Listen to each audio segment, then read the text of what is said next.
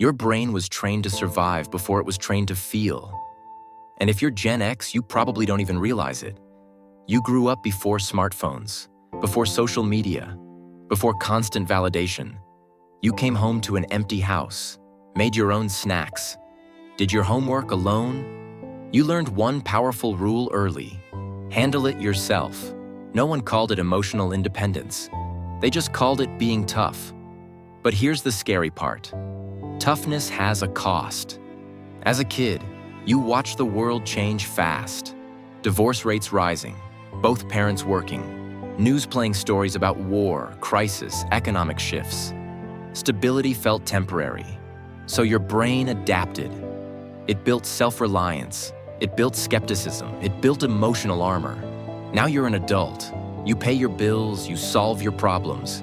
You don't ask for help easily, but sometimes you feel tired, not physically, emotionally. You sit in the living room after work, TV on, phone in hand, scrolling, watching, distracting, and you don't even know what you're feeling. And this changes everything. Gen X was not raised to name emotions. You were raised to manage them. Here's the psychology behind it. When children experience emotional unpredictability, the brain activates survival wiring. The nervous system becomes hyper-independent. It says, if I rely on myself, I won't be disappointed. That strategy works. It creates capable adults, resilient leaders, problem solvers. But your brain has a hidden reason for this behavior. It confuses vulnerability with danger. So when someone asks, "Are you okay?" your automatic response is, "I'm fine," even when you're not. Psychologically, this is emotional suppression adaptation. When emotions were not processed safely in childhood, they were postponed. Not deleted, postponed. And postponed emotions do not disappear. They show up as irritability, as quiet burnout, as feeling disconnected in relationships. You might even struggle watching younger generations talk openly about anxiety and boundaries. Part of you thinks, why is everyone so sensitive? But another part feels curious, because deep down, you never had that language. You had responsibility. You had independence. You had music, television, and figuring life out alone. But here is the truth most people do not realize.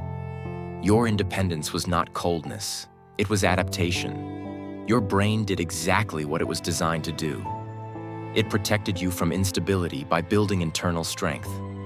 And that strength is real. You survived analog childhood and digital adulthood. You adapted twice. But now you are allowed to evolve again. Self-reliance does not mean self-isolation. Strength does not mean silence. Vulnerability does not erase resilience. It upgrades it. The moment you start naming what you feel, I'm overwhelmed, I'm lonely, I'm exhausted, your brain shifts from survival mode to regulation mode. And that is not weakness. That is nervous system healing. If you are Gen X, you were never forgotten. You were forged. But you do not have to keep wearing the armor forever. If this felt like you, comment X below. Subscribe if you want to understand your mind a little deeper.